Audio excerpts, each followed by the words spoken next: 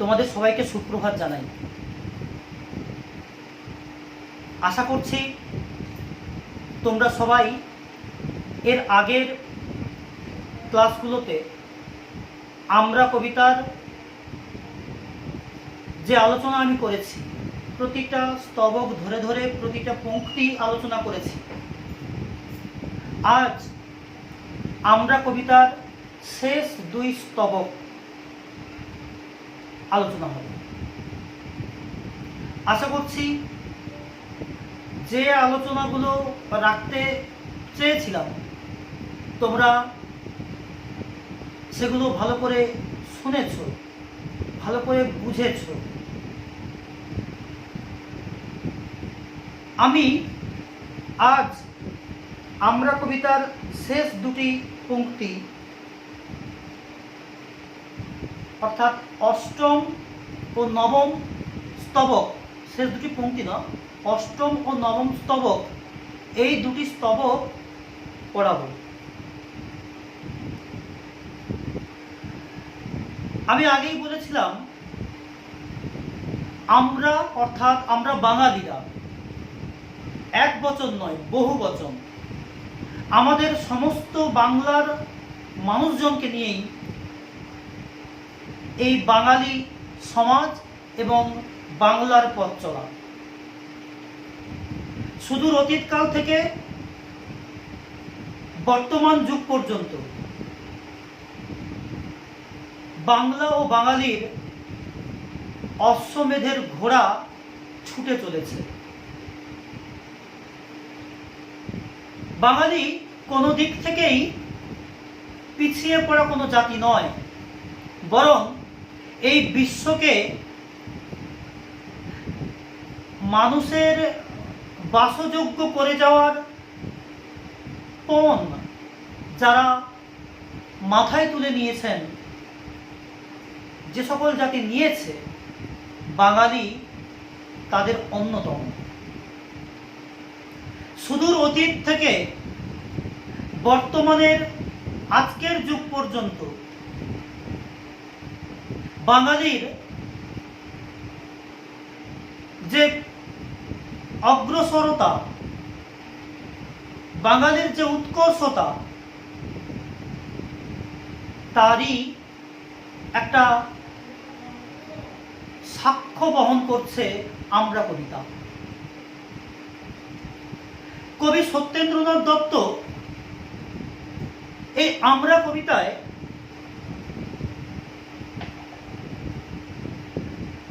সেই বাঙালির কথা তুলে ধরেছেন যারা সুদূর অতীত থেকে আজকের যুগ পর্যন্ত কাণ্ডারি, পৃথিবীর কাণ্ডারি, এই ধরনের কাণ্ডারি। মনে পড়ে যাচ্ছে আমার খুব ফেভারিট গায়ক, আমার প্রতিদিন যার গান শুনলে আমার মন ভালো হয়ে যায়, ডক্টর ভূপেন হাজারিকা। তিনি গেয়েছিলেন, আমরা যাত্রী একই ধরনের, সহযাত্রী একই তরণী। আমরা যাত্রী একই ধরনের, সহযাত্রী একই তরণী। এই যে সহযাত্রী, একটা তরণী, নৌকাতে আমরা সহযাত্রী, জানো এই পৃথিবীর নৌকা, সেই পৃথিবীর নৌকায় বাঙালি জাতি চলেছেন সুদূরের লক্ষ্যে। তাদের জয়গান মেলে ধরছেন, ধরতে গিয়ে তাদের যে কর্মকাণ্ড তাও সামনে আসছে।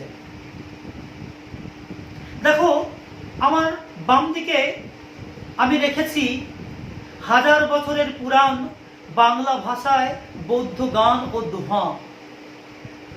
বাংলা ভাষা ও সাহিত্যের আদিতম নিদর্শন এই চর্যাপদ।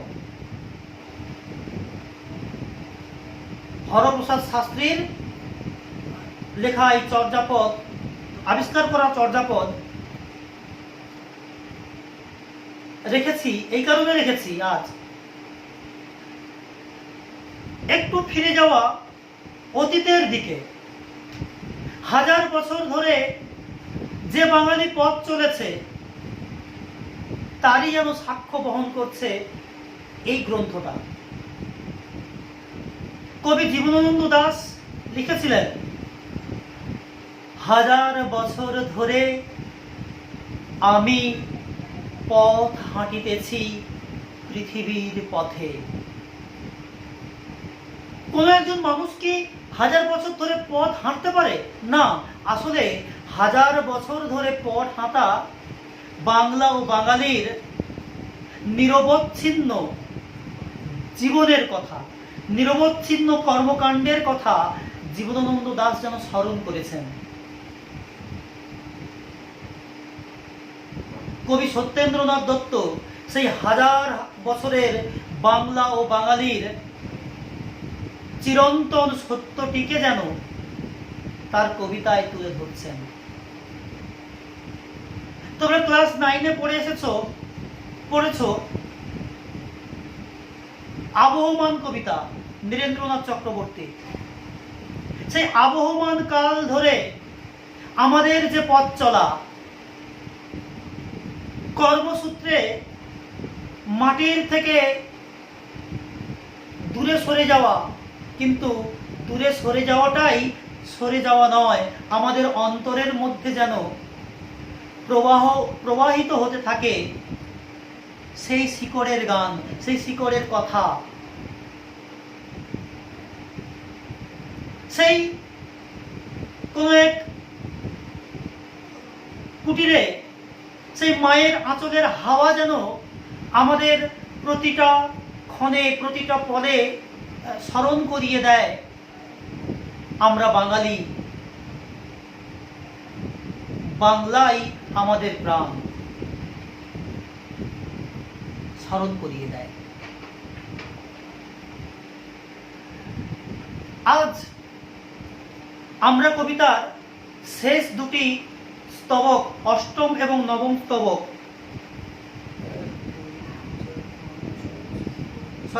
সপ্তম এবং অষ্টম স্তবক, 8টা স্তবক মোট,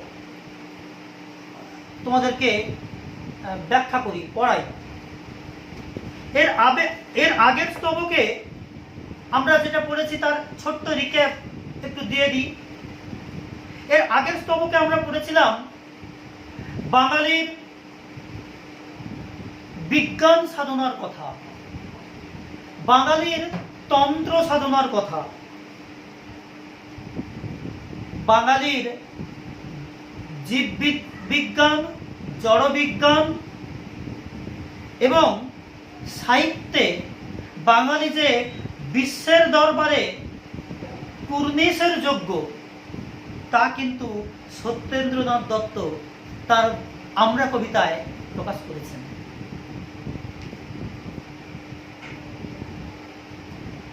এবার সপ্তম এবং অষ্টম স্তবকে আমরা পড়ব সেই বাঙালিকে এগিয়ে নিয়ে যাওয়ার কাহিনী। চলো।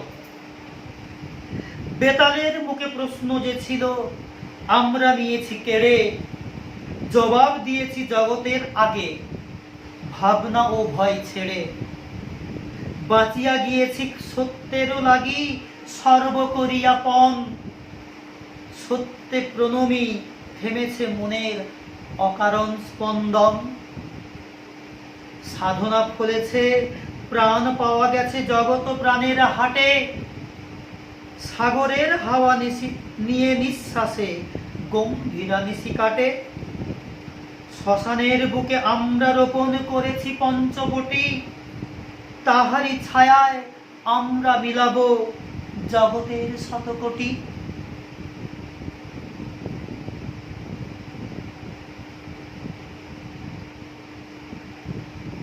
সপ্তম স্তবক।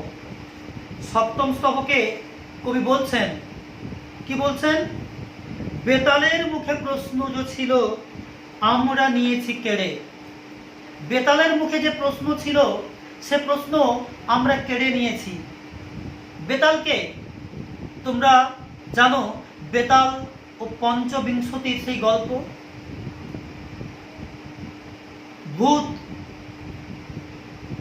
ভূতের মুখের নানান প্রশ্ন, কে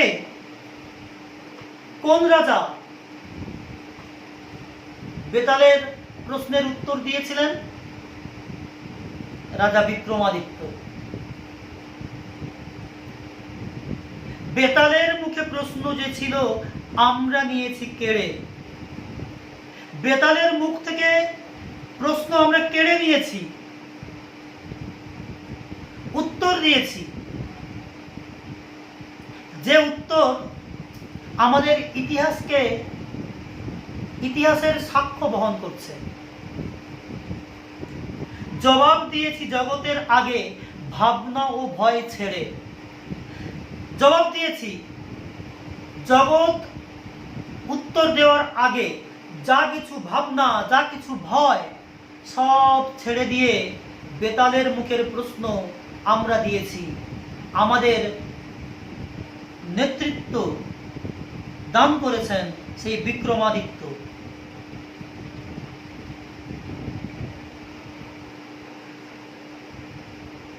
বেশ, তাহলে যে সময়ে কবি কবিতা লিখছেন সে সময়ে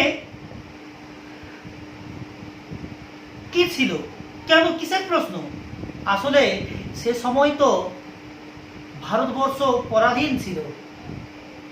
পরাধীনতার যুগে যত প্রশ্ন, যাবতীয় মোহ ত্যাগ করে, ভয় ত্যাগ করে, ভীতি ত্যাগ করে আমরা ঝাঁপিয়ে পড়েছিলাম। সেই যুগের কথা কবি যেন বলছেন। সমস্ত ভাবনা, সমস্ত ভয় দূর করে আমরা কি করেছি? উত্তর দিয়েছি।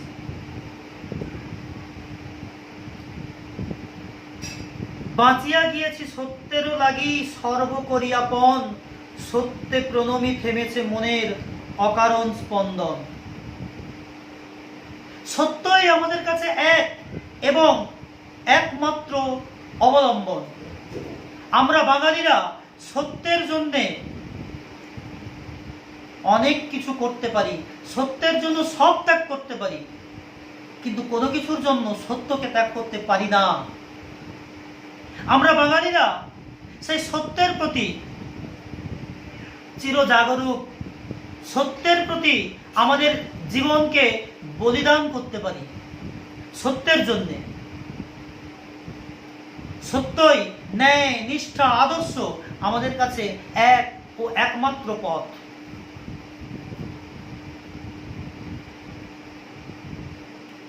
তার জন্য আমরা সব কিছু পণ করতে পারি, এমনকি নিজের জীবন পর্যন্ত।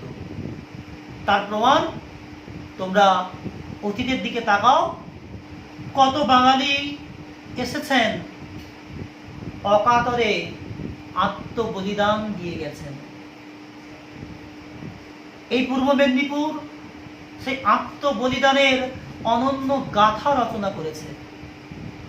ভেবে দেখো, যে সময় তোমরা পড়াশোনা করছো, যে বয়সে এসে সেই বয়সেই দেশের জন্যে আত্মবলিদান দিলেন শহীদ ক্ষুদিরাম বসু। সে তো আমাদেরই গর্ব। এই পূর্ব মেদিনীপুরের গর্ব। কতজন আছেন আত্মবলিদানকারী, তার কোনো ইয়ত্তা নেই। পূর্ব মেদিনীপুর ধন্য। সাধনা ফলেছে, প্রাণ পাওয়া গেছে জগৎ প্রাণের হাটে। সাধনা, আমরা যে সাধনা করে চলেছি, সেই সাধনা ফলেছে। সমস্ত কিছু প্রাণ আমরা পেয়েছি।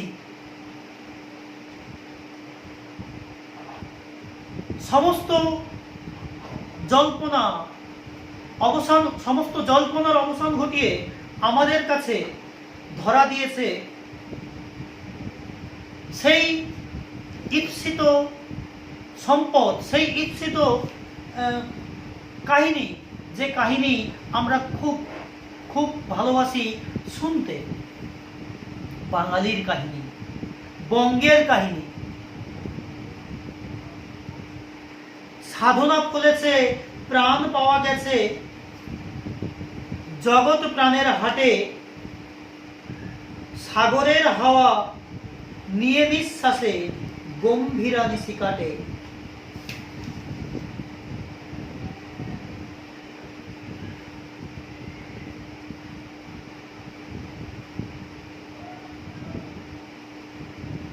সাগরের হাওয়া নিয়ে নিঃশ্বাসে গম্ভীরা নিশি কাটে। গম্ভীরা একটা রাগ। আমরা নিশি যাপন করি, আমাদের দক্ষিণে যে সাগর রয়েছে তার হাওয়া আমাদের প্রাণকে দুলিয়ে দেয়।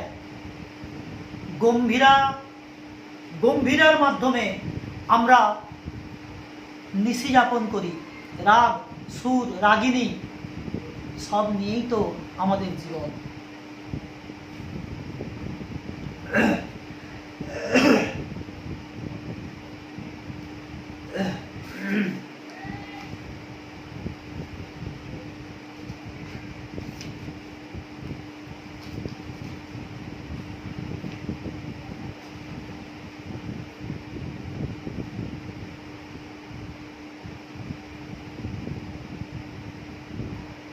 আচ্ছা, শ্মশানের বুকে আমরা রোপণ করেছি পঞ্চবটি। শ্মশান ধুধু প্রান্তরেও আমরা জীবনের জয়গান ছড়িয়ে দিতে পারি, পঞ্চবটি রোপণ করতে পারি ধুধু প্রান্তরের বুকেও। তাহারি ছায়ায় আমরা মিলাবো জগতের শতকোটি। সেই পঞ্চবটি কাহিনী ভাবো, রামায়ণের যুগের কাহিনী ভাবো। সেই পঞ্চবটি বন, পঞ্চবটি বৃক্ষ আমরা রোপণ করতে পারি। যা কিছু শুষ্ক, রিক্ত, শূন্য, অসহায়তার মাঝে আমরা প্রাণের সঞ্চার ঘটাতে পারি। আর সেই পঞ্চবটির ছায়ায় আমরা জগতের শতকোটি বাঙালিরা মিলাবো। মিলাবেন, তিনি মিলাবেন। সে ঝড় ঝঞ্ঝা যা কিছুই আসুক, তার মাঝেই যেন এই বাংলা বাঙালির মিলনের গান রচনা হবে।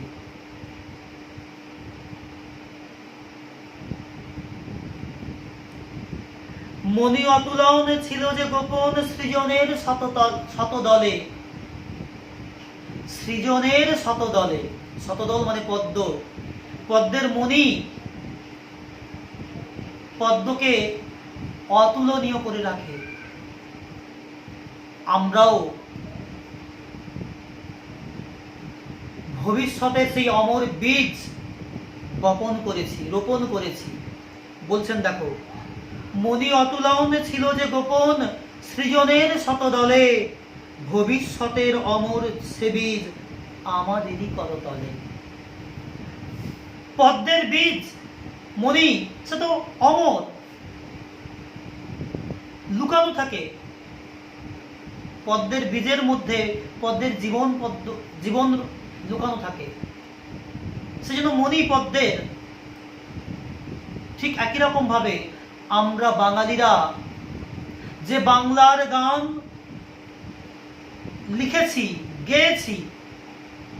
গেয়ে চলেছি, যে পুরানো যুগে, প্রাগৈতিহাসিক যুগে বাংলার কথা লেখা শুরু হয়েছিল, সেই বীজ রোপণ হয়েছিল, তা আজ আমাদের করতলে প্রায়। আমরা এগিয়ে যাওয়াই বাঙালির একমাত্র মূলধন। ওই যে ওই গানটা, আমি বাংলায় গান গাই, আমি বাংলার গান গাই, আমি আমার আমিকে চিরদিন এই বাংলায় খুঁজে পাই, বাংলায় আমার জীবনানন্দ, বাংলা প্রাণের সুর, আমি একবার দেখি, বারবার দেখি, দেখি বাংলার মুখ। এই যে গানের ভাষাগুলো হয়তো এপাশ ওপাশ হয়ে গেল, কিন্তু ওই যে আমার প্রাণের স্পন্দন যেভাবেই আছে।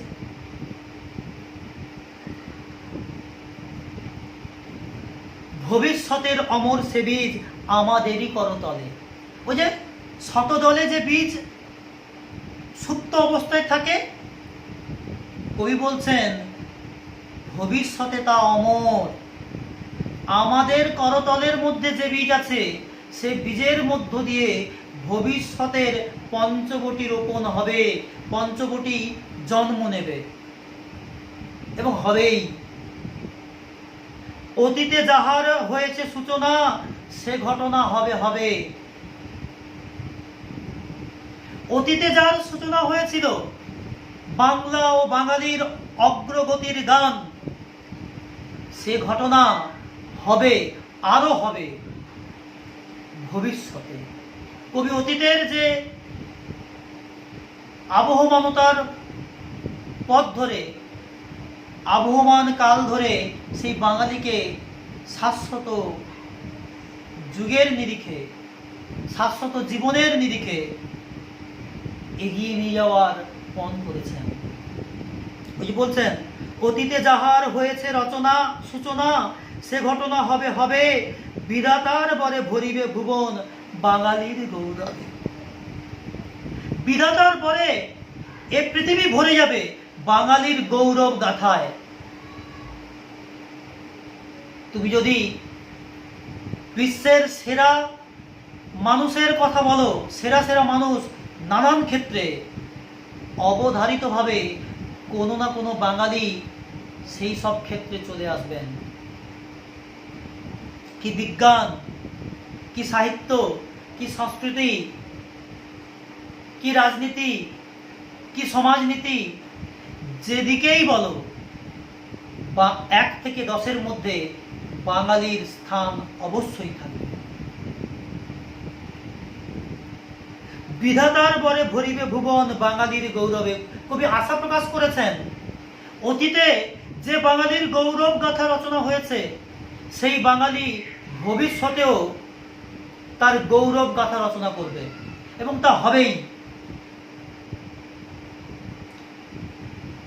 প্রতিভায় তপে সে ঘটনা হবে, লাগবে না তার বেশি। প্রতিভা, বাঙালির প্রতিভা আছে, বাঙালি তপস্যা করতে জানে, বেশি তার সময় লাগবে না। কবি আশা প্রকাশ করেছেন, হয়তো একটু স্তীমিত হয়ে গেছে বাঙালি, কিন্তু অতীতের কথা স্মরণ করে কবি আমাদের শুনিয়ে, আমাদের বোঝাতে চেয়েছেন, ওঠো, জাগো, ততক্ষণ ঘুমিও না যতক্ষণ না তোমার কার্য সিদ্ধি হয়। কি বিবেকানন্দের সেই বাণী, তাই না? যতক্ষণ না তুমি তোমার গোল দেখতে পাচ্ছ, ততক্ষণ ঘুমিও না, জাগো, তোমার স্বপ্ন যেন উত্থিত হয়, সবার উপরে ছড়িয়ে যায়।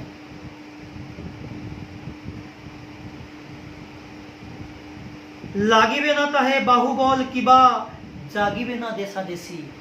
বাংলা ও বাঙালি তথা ভারতবর্ষের চিরন্তন শাশ্বত সত্যটিকে কবি যেন এই বাণীর মধ্যে দিয়ে প্রকাশ করলেন। কি বলছেন? লাগিবে না তাহে বাহুবল কিবা, জাগিবে না দেশাদেশি। বাঙালি পৃথিবীতে শ্রেষ্ঠতম আসন লাভ করবে, তার জন্য কোনো বাহুবল দরকার নেই, তার জন্য কোনো দেশাদেশি দরকার নেই, প্রয়োজন নেই।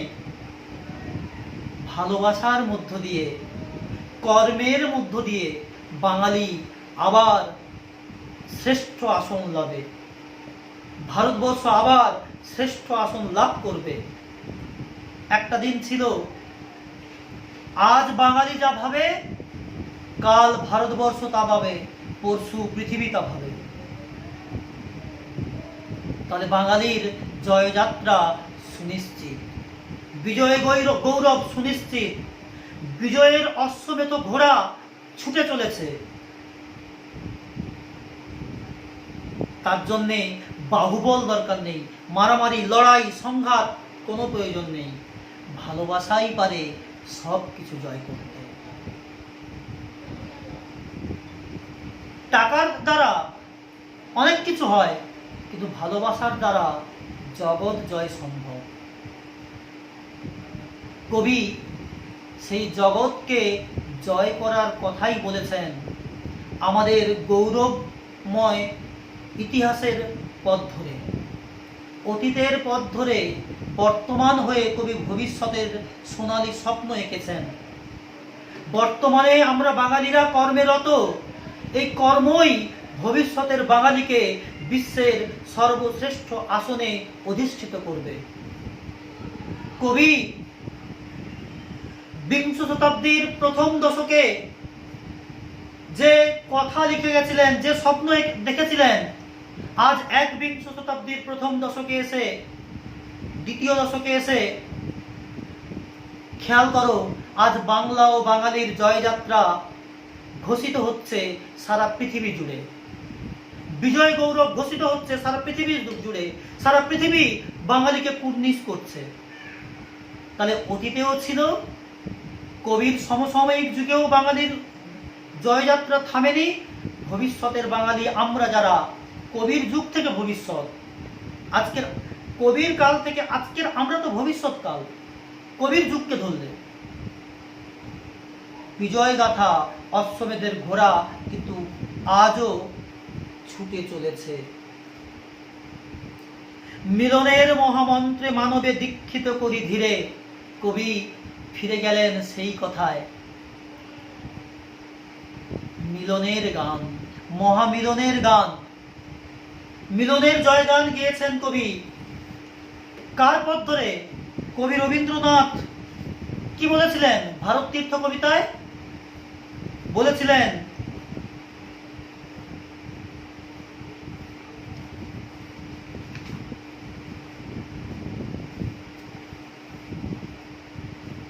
এসো হে আর্য, এসো অনার্য হিন্দু মুসলমান, এসো এসো আজ তুমি ইংরাজ, এসো এসো খ্রিস্টান, এসো ব্রাহ্মণ সূচি করি মন, ধরো হাত সবাকার, এসো হে পতিত হোক অপনীত সব অপমান ভার।